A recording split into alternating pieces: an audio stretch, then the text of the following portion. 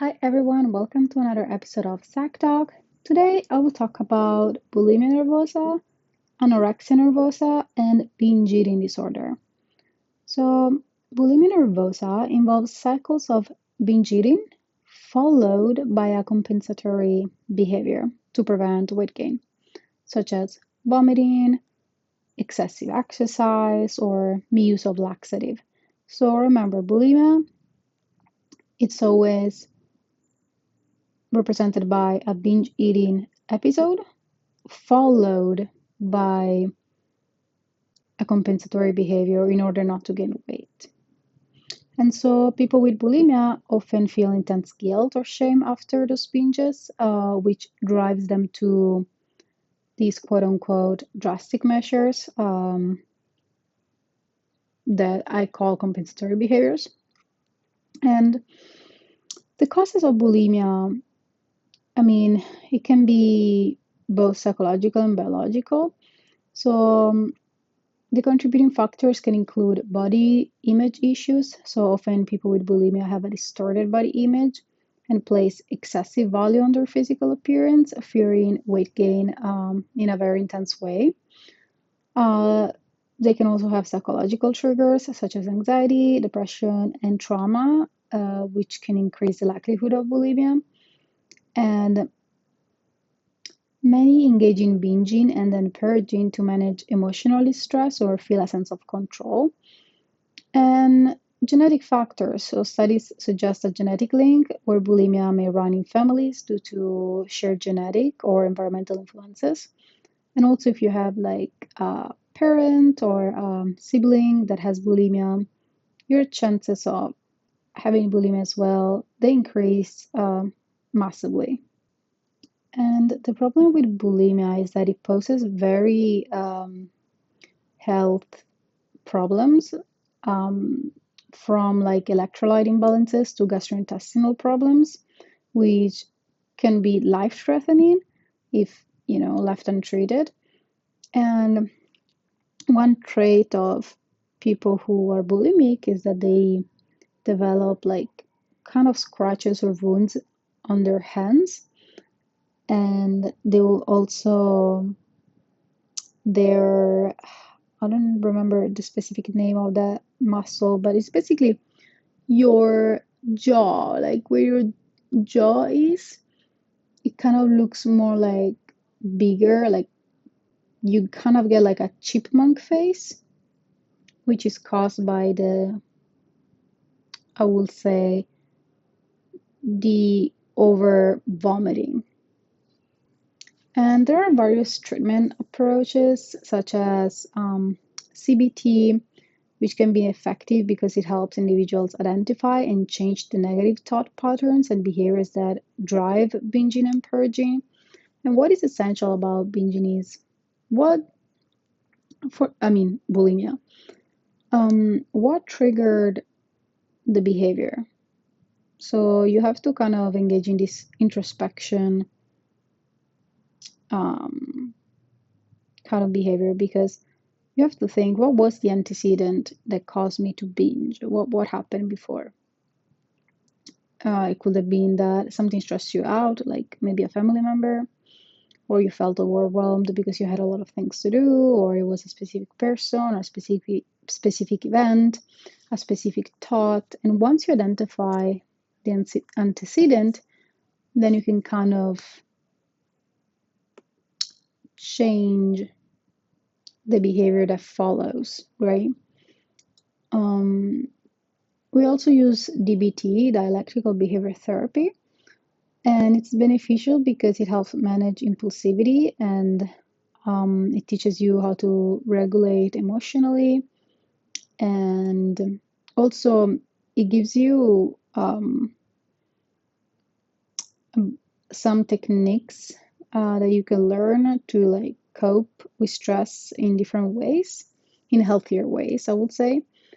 Also, nutritional counseling can be beneficial because working with a nutritionist can help individuals rebuild like a healthy relationship with food, reducing fear and anxiety around food.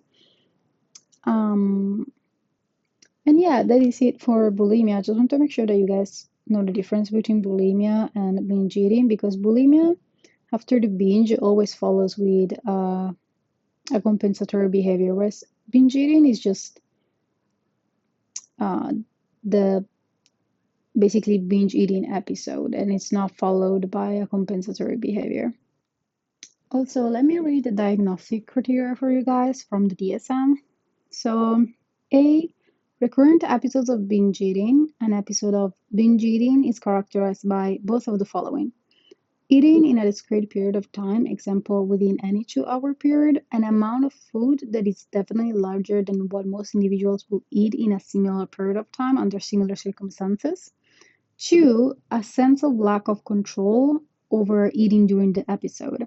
Example, a feeling that one cannot stop eating or control what or how much one is eating. So basically, an episode of binge eating is characterized by the two that I just read right now. Then B, recurrent inappropriate compensatory behaviors in order to prevent weight gain, such as self-induced vomiting, misuse of laxatives, diuretics, or other medications, fasting, or excessive exercise. C, the binge eating and inappropriate compensatory behaviors both occur on average at least once a week for 3 months. D, self-evaluation is unduly influenced by body shape and weight. And E, the disturbance does not occur exclusively during episodes of anorexia nervosa. Okay, and now let's talk about anorexia nervosa. So, anorexia nervosa is characterized by extreme food restriction, an intense fear of gaining weight, and a distorted body image. People with anorexia often view themselves as overweight, even if they're dangerously underweight. And they may engage in obsessive behaviors like excessive exercise or calorie counting, um, but in a like kind of um, over the top manner. It's not like a normal person that is counting calorie or like a person who's exercising frequently.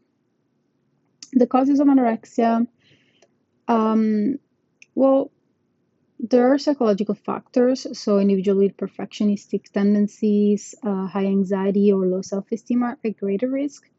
And also, anorexia can provide a sense of control, especially when other areas of life feel overwhelming. So, let's say in your life, you feel like there's nothing you can control, maybe your financial stability or your family environment. So, the only thing that you can control is actually what you put in your mouth. If you feel that way, then you might have a higher risk for developing anorexia. There's also cultural and societal pressures like societal ideals emphasizing thinness contribute to body dissatisfaction, especially in cultures that prize slim physiques. There's also genetic and biological component. So genetics play a role, and studies show that people with close family members who have anorexia or related conditions are more likely to develop it themselves.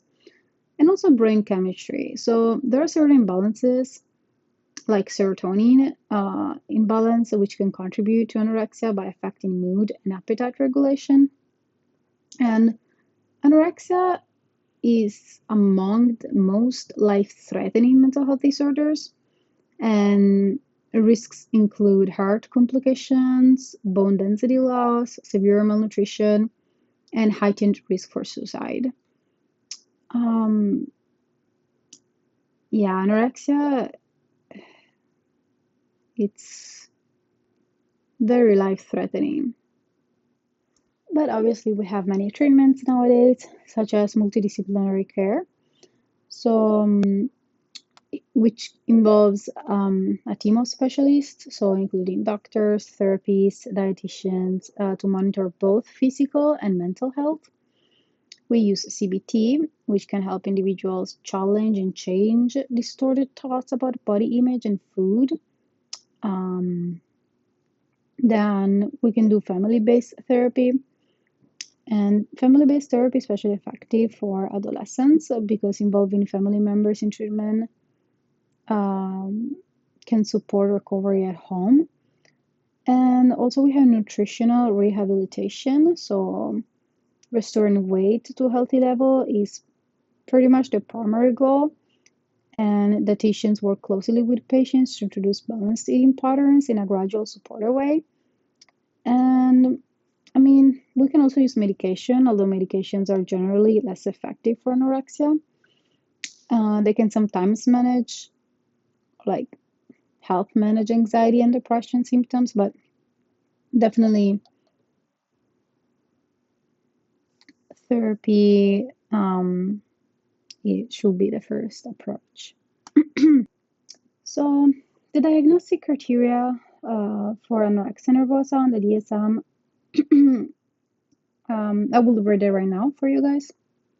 So, a restriction of energy intake relative to requirements, leading to a significantly low body weight in the context of age, sex, developmental trajectory, and physical health.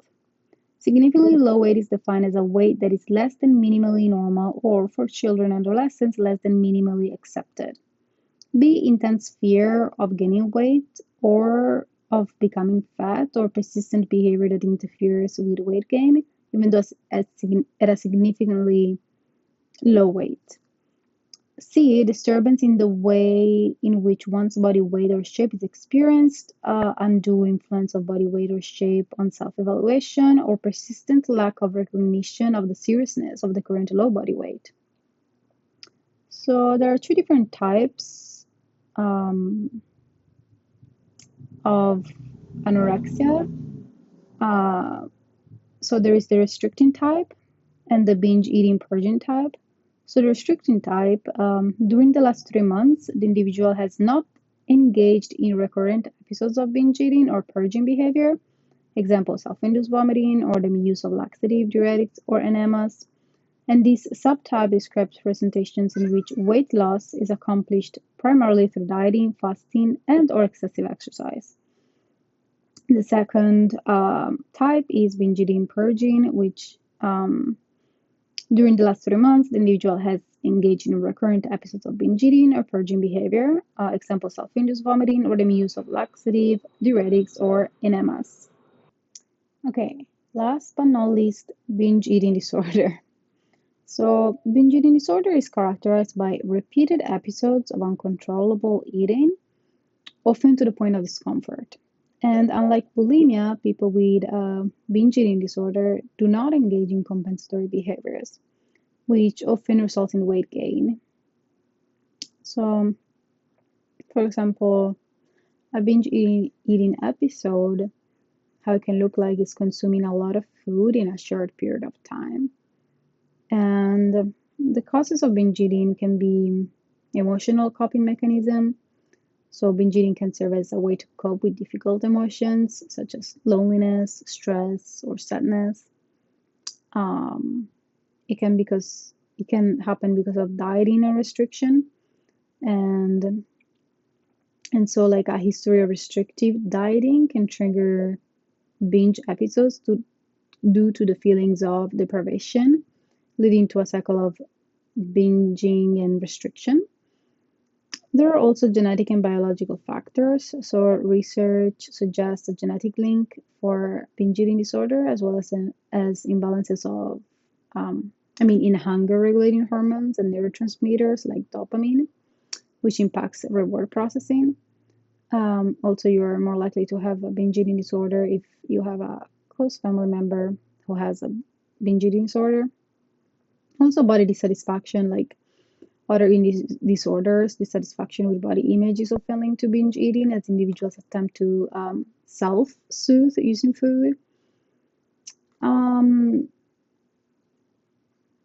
There are also for binge eating disorder different approaches, treatment approaches. So we use CBT, which can help individuals identify and manage the triggers of binge episodes.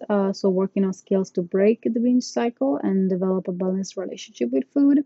We use interpersonal therapy, which focuses on improving relationships and addressing social stressors that may contribute to binge eating. also offering support for the underlying emotional issues.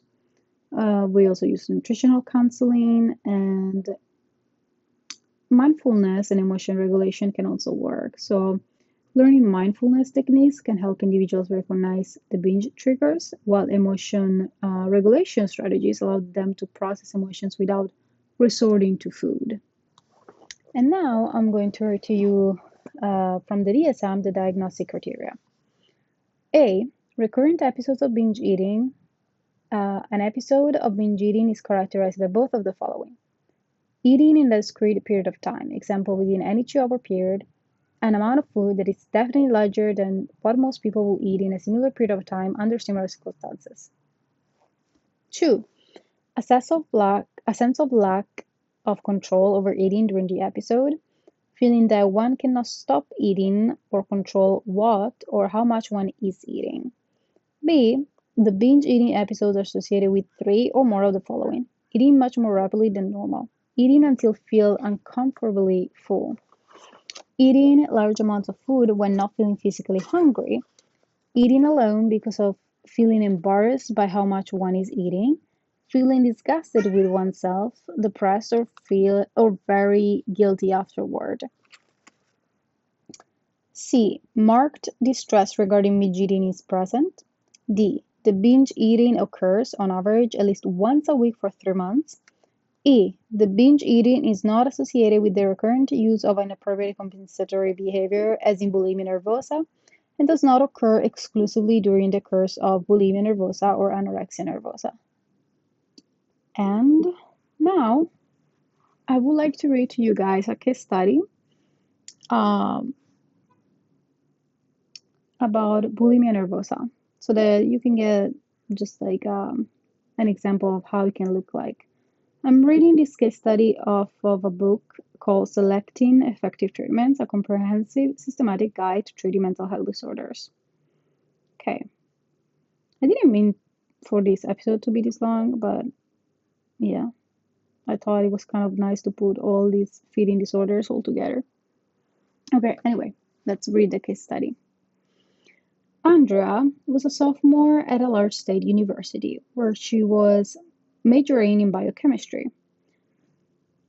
Andrea's mother, a native of Germany, had been strict about nutrition and did not allow her children to drink sodas or eat snacks such as potato chips, ice cream, cakes, or cookies. When Andy went off to college, it was the first time she had ever had the responsibility for choosing her own food and buying snacks.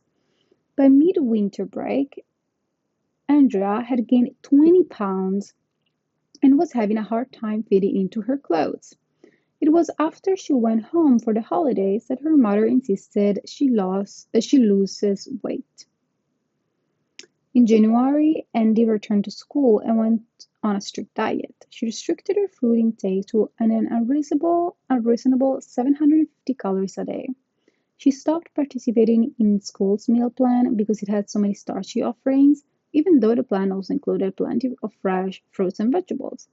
After a few weeks, when Andy found herself failing at yet another diet, she began taking laxatives and started making herself vomit after meals.